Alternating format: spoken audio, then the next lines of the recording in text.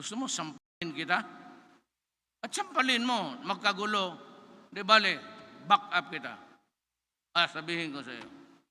Pag may director dito, o baski sino, director, assistant director, o undersecretary maghingi sa inyo, sabihin mo, sige, ina ka, 8888.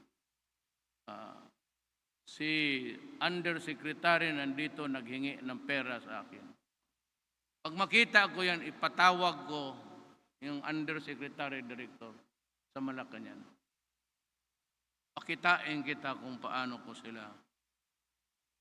Tanungin mo yung mga, yan, puro Ilocano yung karamihan mga gwardiya ko. Ako lang ang pulis ng bubugbog talaga ng tao. Ihulog kita dyan sa inang Pasig.